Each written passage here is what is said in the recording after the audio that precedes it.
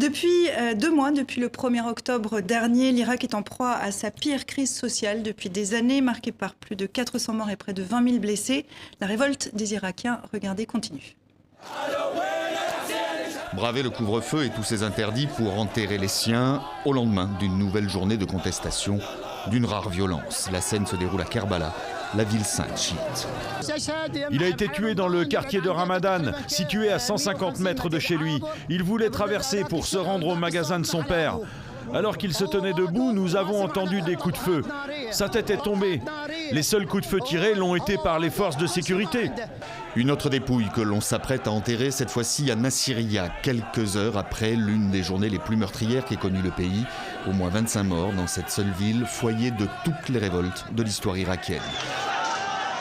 Des victimes également à Najaf, ville sainte chiite, où dans la nuit, les manifestants ont franchi un nouveau pas dans l'escalade de la violence en s'en prenant directement au consulat d'Iran pour dénoncer l'influence de Téhéran en Irak.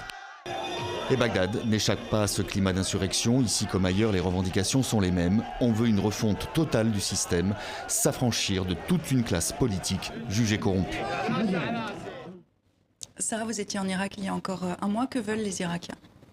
Les Irakiens veulent, comme beaucoup de gens dans la région maintenant, un régime plus démocratique, plus égalitaire. Ils veulent surtout la fin de la corruption, la fin des passe-droits, des magouilles. Et surtout, principalement, ils veulent pouvoir travailler et pouvoir retrouver une sorte de dignité. Parce que c'est vrai que le chômage, notamment des jeunes, est endémique. Et surtout, il y a la notion que pour trouver un travail, il faut avoir un référent, alors que ça soit religieux, que ça soit un chef de milice, que voilà, qui a toujours besoin d'un intercesseur qui n'est pas forcément élu démocratiquement. Et voilà. Et donc, c'est tout ce processus qui est insupportable aux Irakiens. Après 2 mois de contestation, le Parlement a voté en faveur de la démission du Premier ministre. Mais c'est tout le système politique installé par les États-Unis après la chute de Saddam Hussein en 2003 qui est remis aujourd'hui en cause par les manifestants européens. Je voudrais d'abord se poser la question, est-ce que c'est la deuxième version, l'acte 2 du printemps arabe ? Mal nommé printemps arabe, mais c'est pas seulement l'Irak. On a eu le Soudan, on a eu l'Algérie, on a le Liban, on a l'Irak, on a même l'Iran. Donc c'est vrai, je pense que comme le dit Sarah, c'est la première dimension, c'est cette dimension de révolte contre des systèmes qui sont corrompus, qui sont non représentatifs, avec toutes les magouilles qu'elle a évoquées. Deuxième dimension, alors dans cette question de l'Irak et du Liban, c'est le rôle de l'Iran.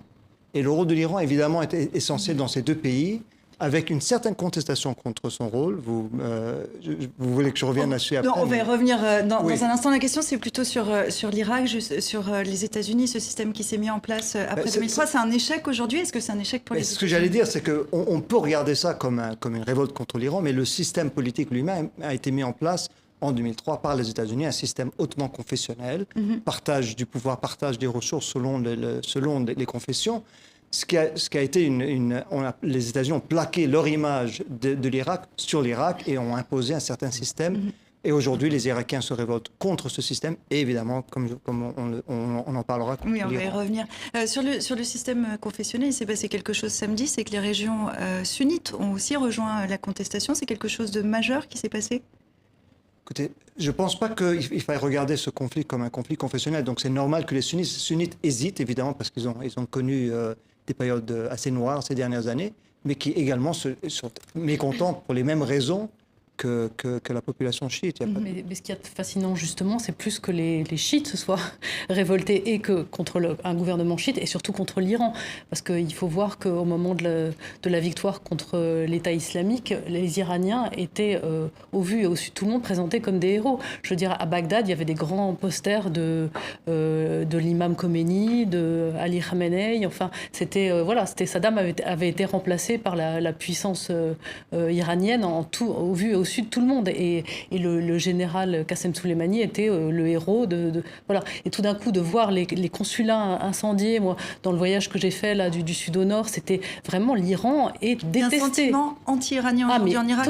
Totalement, d'une violence extrême. Et il faut quand même savoir, par exemple, une ville comme Najaf, surtout au moment du pèlerinage chiite, c'est une ville iranienne. Tous les Iraniens ont des maisons là, toutes les autorités religieuses iraniennes aussi, le petit-fils de Khomeini, enfin... Voilà. voilà, la maison de Khomeini, c'est un lieu de pèlerinage incroyable. La présence de l'Iran en Irak est énorme. Et de voir ce soulèvement, moi j'ai trouvé ça absolument étonnant. Les Irakiens ne veulent plus de la mainmise de l'Iran sur leur pays. Pourquoi Téhéran se mêle des affaires de son voisin ? Il y a beaucoup de raisons. Il y a des raisons défensives et offensives. Enfin, la raison défensive, c'est que l'Iran a subi une guerre terrible de la part de l'Irak, guerre pendant laquelle tous les pays du monde, quasiment tous les pays occidentaux en particulier, les pays de la région, se sont liés à l'Irak pendant que l'Irak utilisait des armes, des violences et des armes chimiques contre l'Iran. Donc, ils ont évidemment intérêt à ce que l'Irak soit un pays qui ne leur soit pas hostile. Et ils ont d'autres intérêts, des intérêts économiques dont on parlait, des intérêts sociaux. Et puis, c'est une force de projection de leur rôle dans la région. Et là, on parlera également du Liban. Mais pour un pays comme l'Iran, qui se sent tout de même assez isolé, régionalement et internationalement, avec les États-Unis qui les entourent en Irak et en Afghanistan, avec leur ennemi saoudien, israélien, pouvoir exporter leur puissance sécuritaire et militaire, que ce soit à travers le Hezbollah au Liban ou les milices chiites en Irak, c'est fondamental pour leur stratégie de sécurité. Si on regarde la société irakienne aujourd'hui, l'Iran joue un rôle administratif, économique, social, sécuritaire. Est-ce que ça veut dire que sans l'Iran, l'Irak s'effondre ? Je ne sais pas si l'Irak s'effondre, mais je dirais simplement que si l'Iran veut déstabiliser l'Irak, elle en a certainement les moyens aujourd'hui. Mais est-ce que l'Iran est tellement infiltré dans toutes les strates de l'Irak que l'Irak ne pourrait plus fonctionner sans l'Iran, puisqu'on parle aussi d'un État failli quand on parle de l'Irak ? Est-ce qu'on pourrait imaginer une séparation ? Je veux dire, l'Irak a du pétrole, ils ont des biens. Je pense que si on pouvait imaginer un découplage, ça prendrait peut-être du temps, mais je pense que ça serait tout à fait possible. Mais moi, ce que je trouve assez remarquable, c'est que l'Iran a été un petit peu le vainqueur de la région, notamment à cause de son rôle en Syrie. Et il avait réussi à faire un axe, un croissant qui allait justement jusqu'au Liban. Et il était un peu en période de domination. On avait l'impression que c'était le moment de l'Iran, jusqu'au retournement américain et la dénonciation de l'accord nucléaire. Mais là, on dirait que tout ça est en train de se retourner contre lui, de se détricoter, et que les peuples, justement, dans peut-être ce qu'on peut qualifier de deuxième printemps arabe, se soulèvent à nouveau contre eux, jusqu'en Iran soi-même. C'est-à-dire que depuis 2009, en fait, depuis la révolte verte en Iran, on n'avait pas vu un grand mouvement de contestation comme ça.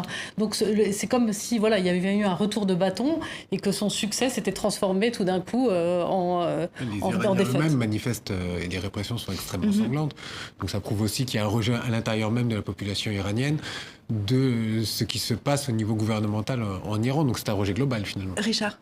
Oui, l'autre grande nouveauté, c'est que c'est un chaudron social dans tous ces pays dont on a parlé, de l'Irak évidemment, l'Iran, mais aussi le Liban. Moi j'étais au Liban récemment, les révoltes, les protestations, elles sont aussi très largement économiques de la part d'une jeunesse, votre reportage l'a dit, qui ne voit absolument pas d'avenir.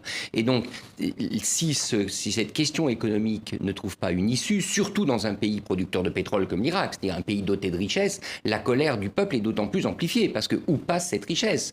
Donc je crois que là, il y a un défi qui passe évidemment par un retour à une forme de stabilité, parce que sans stabilité, pas de développement économique, et ça peut ouvrir à toutes les possibilités politiques.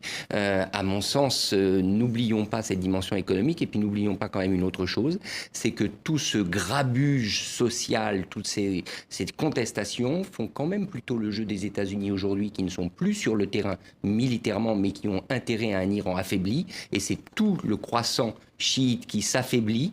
Et ça profite plutôt à l'Occident qui cherche à marginaliser l'Iran. Et je rebondis là-dessus, puisque Ali Khamenei s'est exprimé samedi dernier. Pour le guide suprême iranien, c'est la main de Washington qui est derrière cette situation autour de l'axe iranien. Écoutez-le.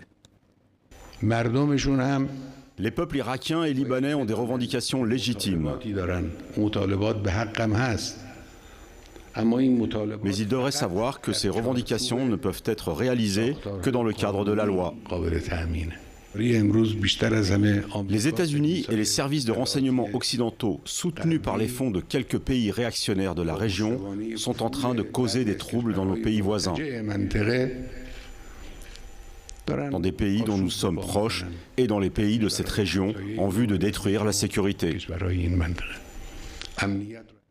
Est-ce que Ali Khamenei a raison ? Est-ce que les États-Unis sont à la manœuvre pour déstabiliser l'Iran ?